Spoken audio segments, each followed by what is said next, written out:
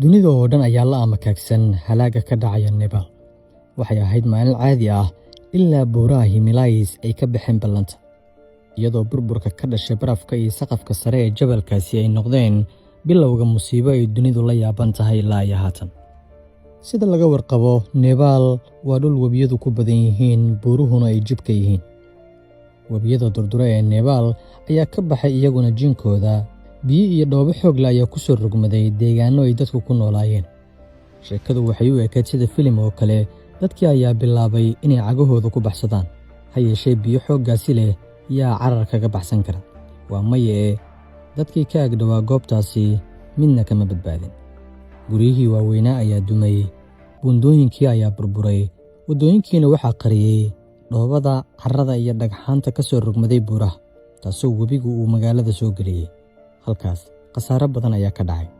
Muuqaalada laga baahinaya Nepal waa kuwa argagax leh, iyadoo waxaa ka soconaya Nepal iyo Tibet halka la yiraahdo dunidu ay u aqoonsanayso musiibo baaxad weyn oo dad badani ay ku waayeen naftooda, boqolaal kalena weli la laayahay.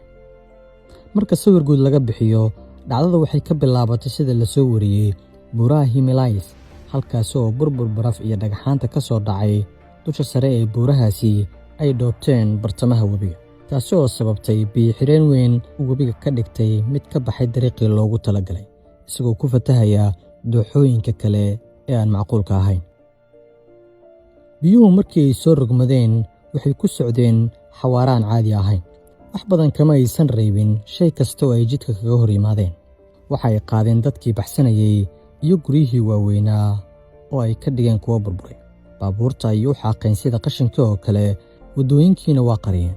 Buundooyinkii Nepal ee tiirarka waaweyn ku taagnaayeen xoogga biyaha ayay u adkaysan waayeen, waana ay dumeen ugu dambeyn.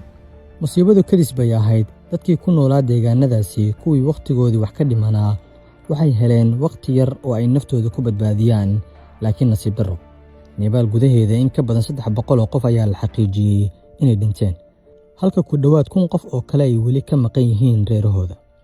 Tiradaasi la sheegay waa xogta hordhaca ah ee laga bixiyey tirakoobka ugu horreeya, laakiin muuqaalada ay kaamirooyinka duubeen waxaa laga dheehan karaa in kumanaan qof ay nafta waayeen, maadaama aysan musiibadu ahayn mid laga sii gaashaantay.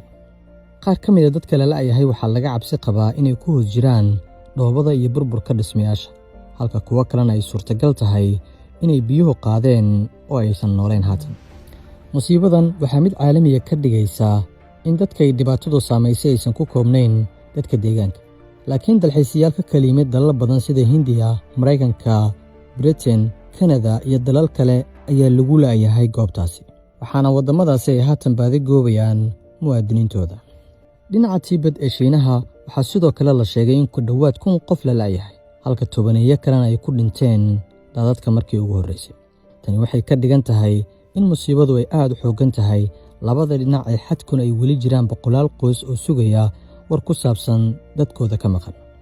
Bal eeg, goobihii shalay ay ka muuqdeen guryaha, suuqyada iyo waddooyinka quruxda badan, maanta badankood waa meel lagu baaba'ay. Raq iyo burburka dhismayaasha lixaadka leh ayay keliya indhaheenu qabanayaan. Dowladda Nepal waxay u dadaalaysaa dadkeeda.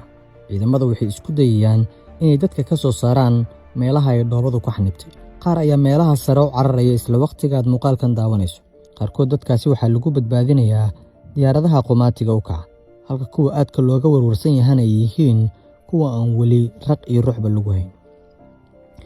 Waxa ugu xanuunka badan ayaa ah in qoysas badan ay maanta sugayaan jawaab oo keliya, ma garanayaan halka uu ku dambeeyey qofkii ka tirsanaa qoyskooda. Ma haystaan meyd ay aasaan, mana haystaan war ay ku qancaan. Waxay haystaan oo keliya rajo, taasoo ah taleefan u soo dhaca oo ah qofka ay muddada sugayaan oo yidhaahdaa, anigu haatan waa noolahay. Si kastaba, khatartu weli ma aysan dhammaanin. Khubaradu waxay ka digayaan roobab kale iyo dhulgo cusub oo sababi karaa daadad kale oo jaxiimo ah.